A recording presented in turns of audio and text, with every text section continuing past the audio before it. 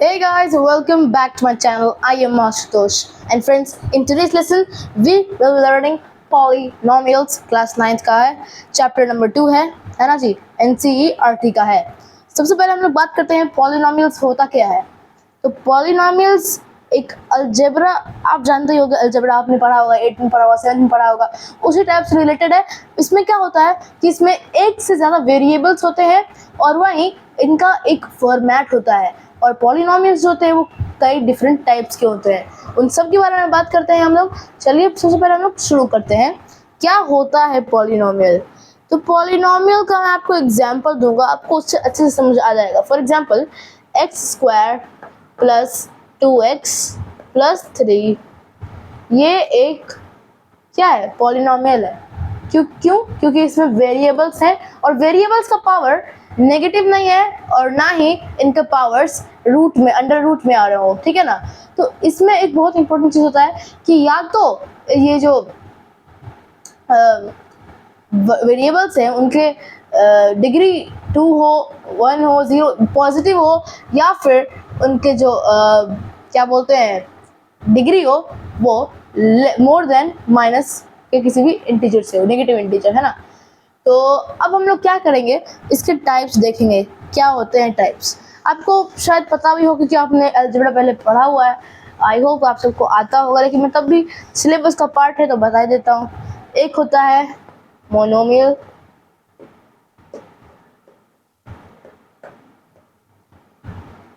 Binomial,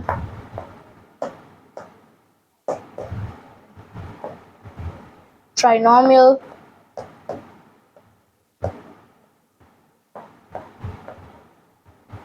और एक last होता है फोर्थ को क्वाड्रेटिक पॉलिनोमियल बोल सकते हैं, या फिर हम लोग 3 से ज़्यादा को हम ज़्यादातर पॉलिनोमियल्स बोलते हैं. यानी 4 मोर देन 4 को हम लोग क्या बोलते हैं? पॉलिनोमियल.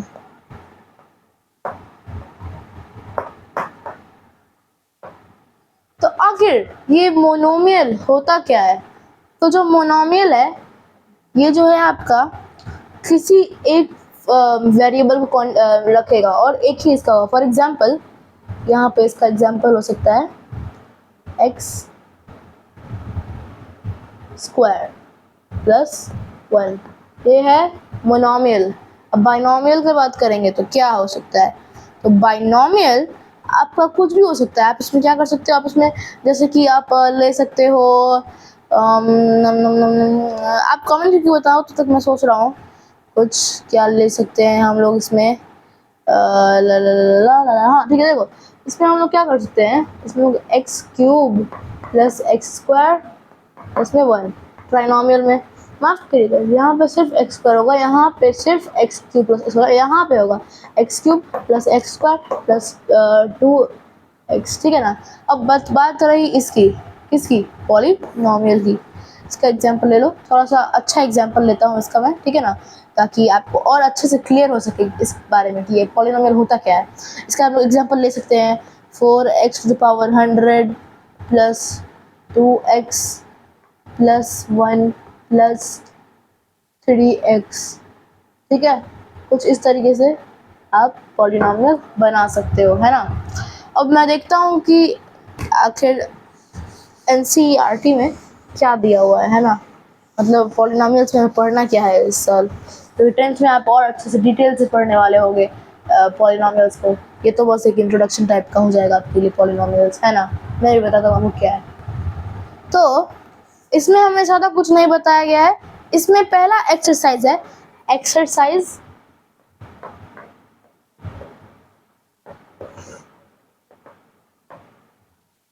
2.1. इसमें पूछ रहा है कि which of the following expressions are polynomials in one variable and which are not. State reasons for your answer. तो इसमें है बेसिकली ज़्यादा कुछ नहीं है, बस में मुझे बताना रहेगा कि आखिर कोई पॉलिनोमियल, फॉर इंस्टेंस मान लो मैं लिखा x³ plus 2x² plus x plus 1. बताओ ये पॉलिनोमियल इन वन वेरिएबल है या नहीं. तो वो वेरिएबल पे चेक कर लेते हैं. वेरिएबल 1 है, x सिर्फ x है. क्या ये एक पॉलिनोमियल है? हाँ, क्योंकि इसमें वेरिएबल है और वेरिएबल का जो पावर है वो पॉजिटिव है ना। तो ये इसका जो पावर है वेरिएबल का वो पॉजिटिव है ना जी, पॉजिटिव है। तो ये क्या हो जाएगा, पॉलिनोमियल हो जाएगा। तो इसी तरह हमें वेरीफाई करना है और रीज़न देना है कि आखिर क्यों वो पॉलिनोमियल होगा और क्यों नहीं होगा। तो सबसे पहला देखते हैं नंबर 1 का 1। पहला है 4x² minus 3x plus x।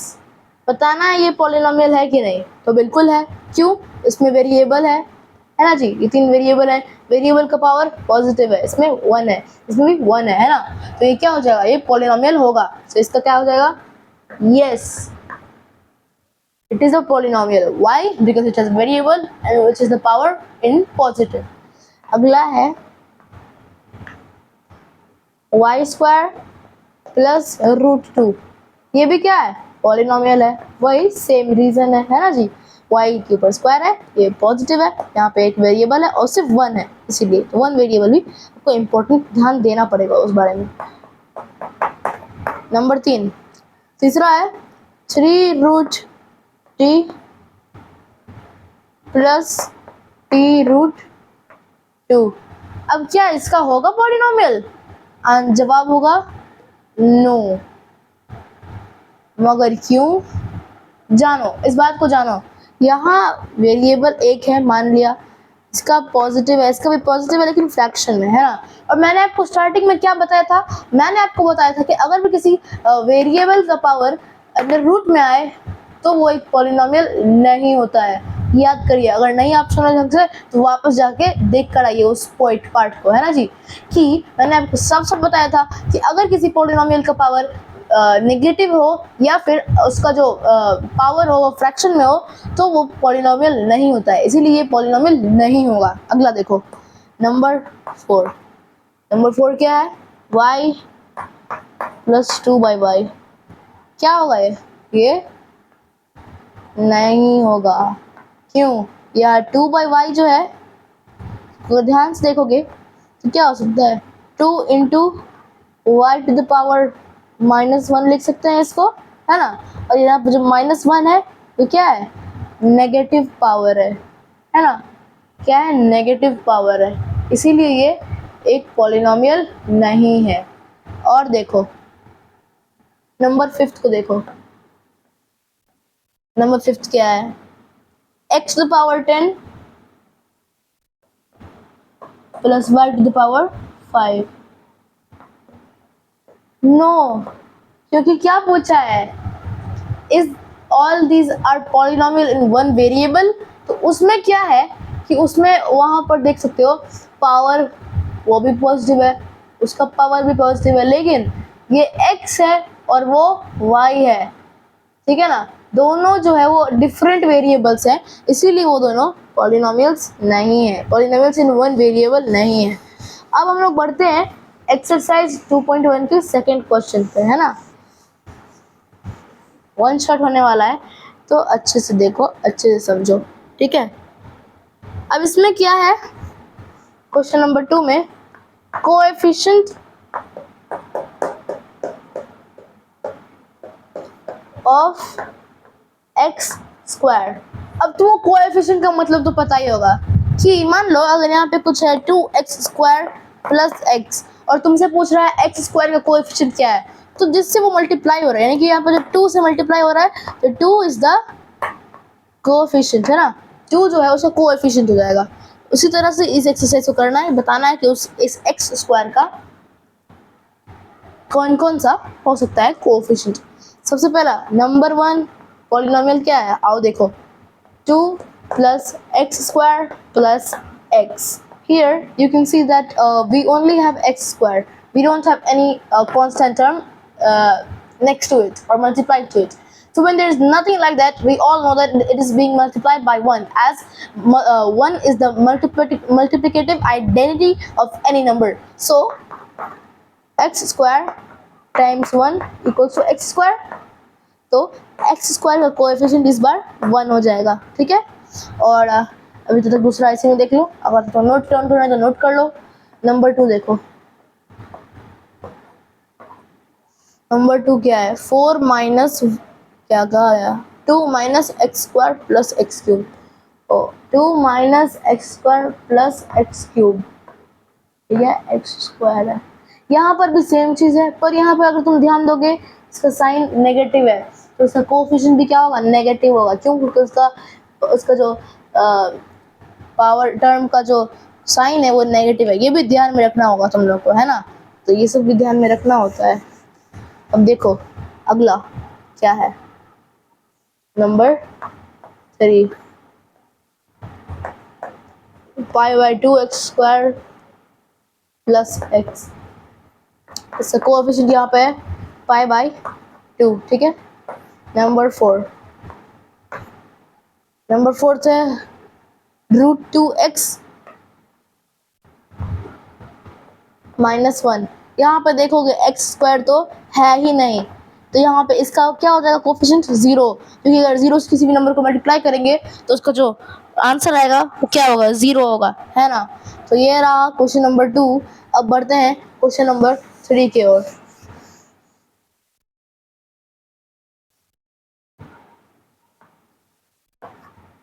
इसमें हमें क्या करना है, इसमें हमें एक एग्जांपल देना है, each of a binomial of degree 35 and a monomial of degree 100। Simple है, बहुत सिंपल है। क्यों है, इसलिए है, क्यों है, इसलिए है, क्यों है, इसलिए। देखो कैसे बाइनोमियल क्या बताया था, 2, है ना, 2 ठो आपके पास यहाँ पे टर्म होना चाहिए। क्या हो सकता है बाइनोमियल डिग्री ऑफ 35 में, इसका डिग्री मान लो x का डिग्री मैं 35 लिख दिया, प्लस में 1, ये क्या हो गया, इसका एग्जांपल हो गया। अब बात करो मोनोमियल की, किसकी, मोनोमियल।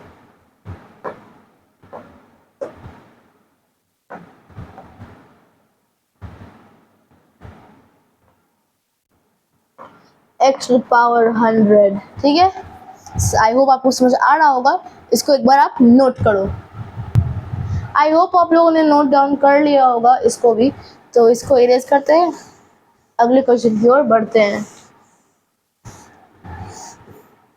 अगला क्या है, right the degree of each of the following polynomials.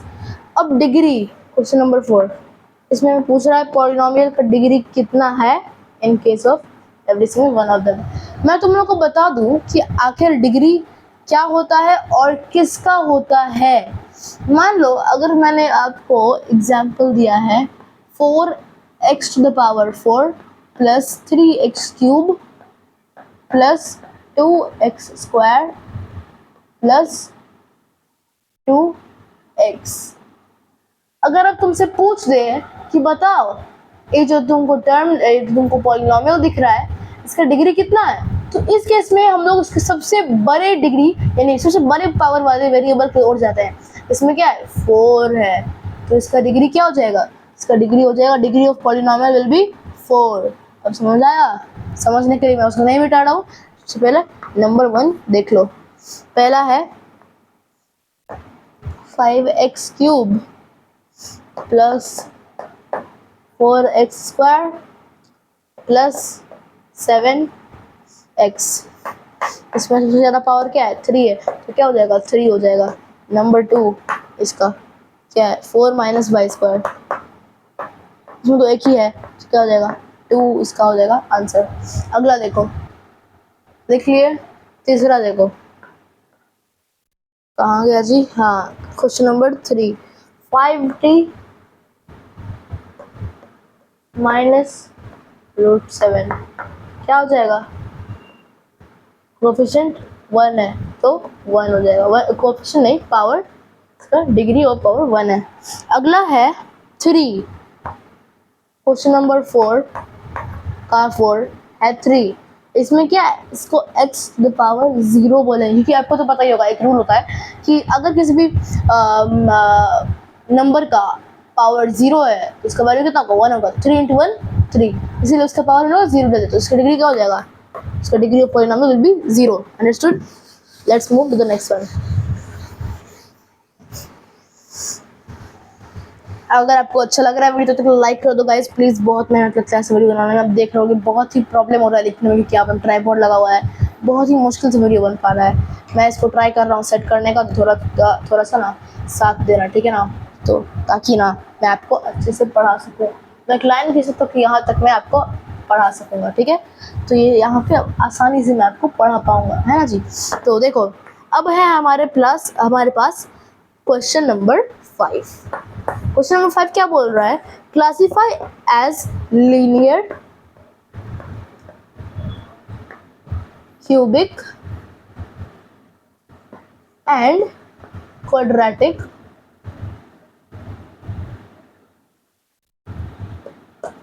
Expressions, ठीक है। तो सबसे पहला देखो एक्स स्क्वायर प्लस एक्स, यहाँ पे क्या है? यहाँ पे एक से ज़्यादा टर्म्स है, तो इससे हम लोग क्या बोलेंगे? इसे हम लोग बोलेंगे क्वाड्रेटिक। पहला हो जाएगा quadratic equation, quadratic equation. Number 2 ये क्या है? एक्स माइनस एक्स क्यूब, इसका अभी क्या हो जाएगा? सेम क्वाड्रेटिक इक्वेशन, ठीक है। नंबर थर्ड क्या है? y plus Y square plus में 3, ये क्या हो जाएगा? ये हो जाएगा क्यूबिक एक्सप्रेशन। नंबर 4 3t नहीं l प्लस 6 x, ये क्या हो जाएगा? फिर से क्वाड्रेटिक होगा।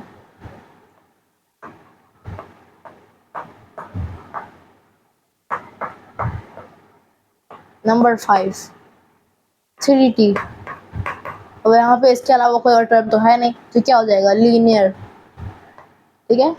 क्या हो जाएगा? लीनियर, ठीक है। अब मैं ऊपर को थोड़ा मिटा देता हूँ ताकि मैं बाकी का लिख सकूँ। Number 6 r square linear, 7th 7x cube linear.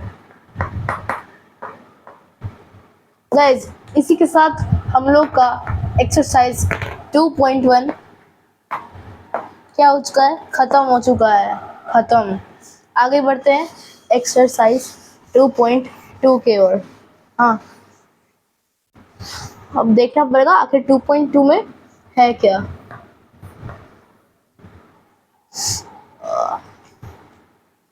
Okay, find the value of the polynomial 5x minus 4x square plus 3 at x equal to 0। तो इस एक्सरसाइज में आपको करना कुछ ऐसा है, उसी बेसिस पे बाकी क्वेश्चन भी रहेंगे कि मान लो कोई पॉलिनोमियल है p ऑफ x, ठीक है। Polynomial p of x equals to X cube plus X square plus 2, और आपसे पूछ दे कि x के जगह पे यहाँ पे तुम 0 डाल दो, तो क्या हो जाएगा? 0 cube plus 0 square plus 2, answer क्या आ रहा है? 2। तो इसका आंसर हो जाएगा कि 2, कि अगर आप p ऑफ x में x का वैल्यू 0 डाल दो, यानी कि आप p ऑफ 0 का वैल्यू निकालो तो कितना आएगा? तो इतना आएगा, ठीक है ना। इसी तरह आपको सारे क्वेश्चन इस एक्सरसाइज में देखने को मिलेगा। शुरू करते हैं पहला वाला के साथ।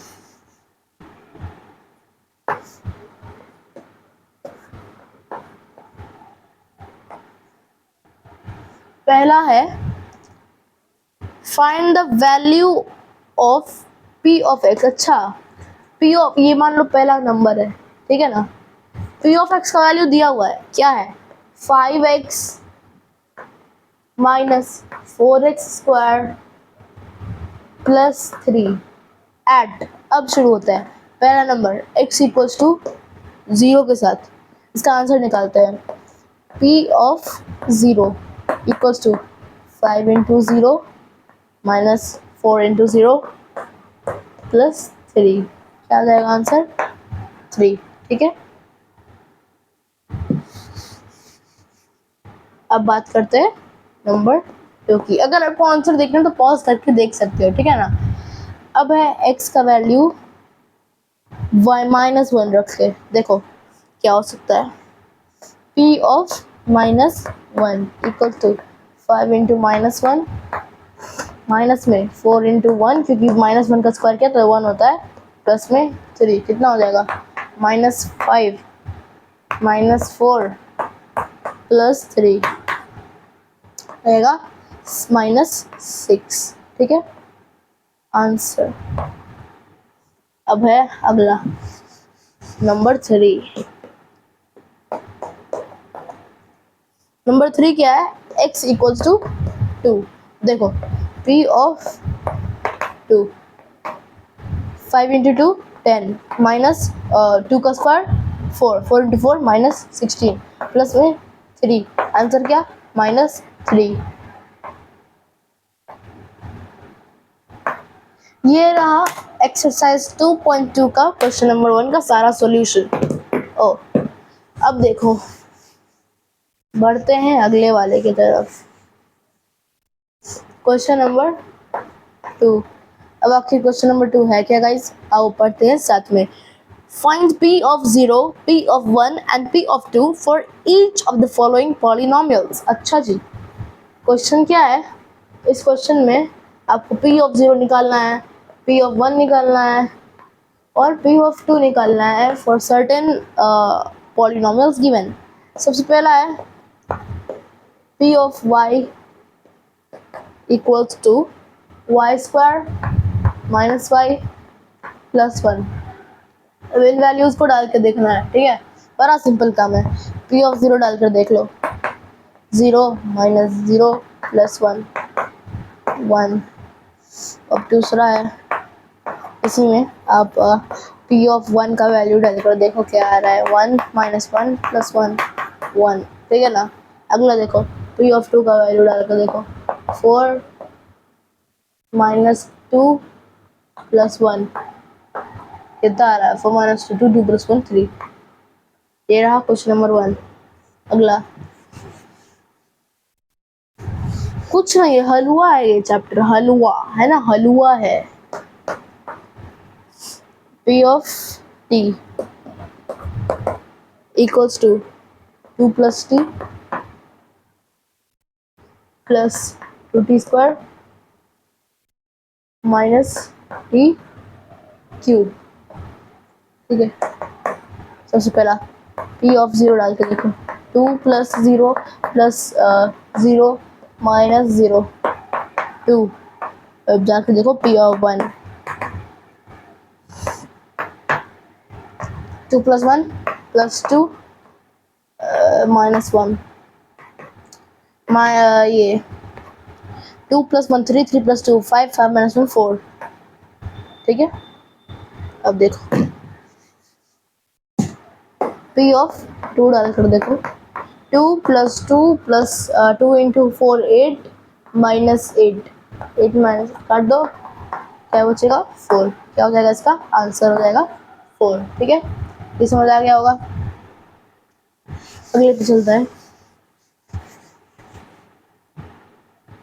नंबर 3। ठीक है, नंबर 3 क्या है, p of x equals two cube x cube. बहुत simple, p of 0 0, p of 1 1, p of 2 2 cube that is 8।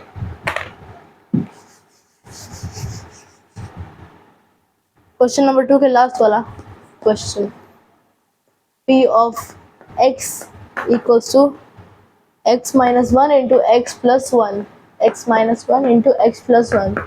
इसको सिंप्लीफाई करके हम लोग लिख सकते हैं एक्स स्क्वायर माइनस वाई का 1 का स्क्वायर। ठीक है, लिख सकते हैं ना, क्यों नहीं लिख सकते, लिख सकते हैं। तो p ऑफ 0 क्या हो सकता है, 0 minus 1 which is minus 1। p of 1 हो सकता है 1 minus 1 that is 0। p of 2 क्या हो जाएगा, 2 स्क्वायर 4 माइनस में 1 3। आ गया आंसर। एक्सरसाइज 2.2 का क्वेश्चन नंबर 2 भी खत्म हो गया है।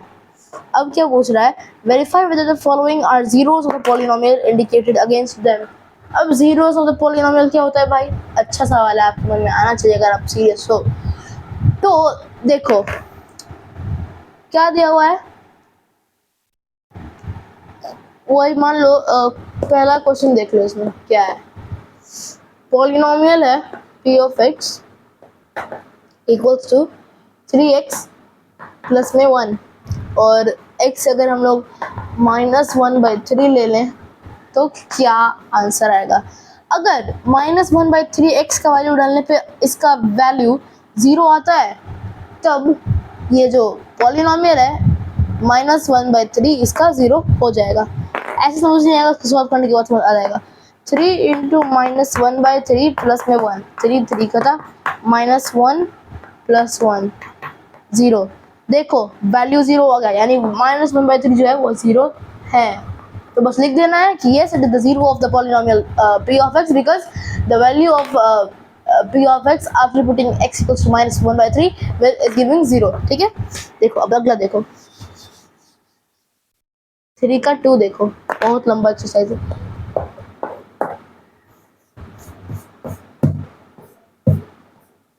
p of x equals to 5x minus pi। देखो x का वैल्यू क्या दिया हुआ है, 4/5 दिया हुआ है, तो 5 into 4/5 minus pi, 4 minus pi 0 नहीं है, यानी कि इसका मतलब क्या हुआ, इसका मतलब ये हुआ कि जो ये p ऑफ x का जो 0 है वो 4/5 नहीं है। ठीक है, अगला देखो नंबर 3। अब सोच रहे हो इतना गंदा वीडियो क्यों बन रहा है आज गाइज, क्वालिटी थोड़ा ख़राब हो भी सकता है, बहुत जल्दी बना रहा हूँ। पहले तो ब्लैक बोर्ड से बना रहा हूँ, उससे पहले वाइट बोर्ड से बनाना था, तो थोड़ा सा ना उसे माइंड मत करना, ठीक है ना। आगे देखो, ये नहीं कि आपको ख़राब लग रहा होगा, मुझे आशा है आपको सब समझ आ रहा होगा। मैंने अच्छे से आपको पढ़ाया है, मुझे अपनी पढ़ाई पे इतना तो भरोसा है कि मैं आपको अच्छे से पढ़ा रहा हूँ। और मैंने चौक तोड़ दिया यहाँ, इतनी बड़ी गलती मैंने कर दी है गाइस, बहुत मुश्किल होने वाला है मुझे पढ़ाने में। ओफो, तो पैसे भर भर के मैं खरीदा हूँ चौक का पूरा सेट, और मैं ऐसे ही चौक तोड़ा हूँ। गलत बात है आशुतोष, गलत बात है। नंबर 3 देखो, p of x equals to x² minus 1। x का वैल्यू 1 और -1 लेके के देखना है, सिंपल है, ये तो देख के पता चल रहा है। 1² -1 क्या होगा, 0 होगा। -1 का स्क्वायर प्लस -1 क्या होगा, 0 होगा, यानी कि दोनों यहाँ पे क्या हो जाएंगे, 0 हो जाएंगे। ठीक है, तो देखो अगला देखो, बड़ा बता दे। नंबर 4 देखो, नंबर 4 में क्या दिया हुआ है, p of x equals to x plus 1 into x minus 1, x equals to -1 and 2। -1 plus 1 0 0 into हो जाएगा, वो 0 हो जाएगा, दोनों में क्या हो जाएगा, 0 हो जाएगा, है ना। सॉल्व करके देखो। बाकी मैं इस एक्सरसाइज के क्वेश्चन नंबर 3 को मैं तुम लोग को होमवर्क दे रहा हूँ। तो इसी के साथ एक्सरसाइज 2.2 भी खत्म होता है, और आज के लिए बस इतना ही। मिलते हैं अगले वीडियो में, तब तक के लिए बाय बाय।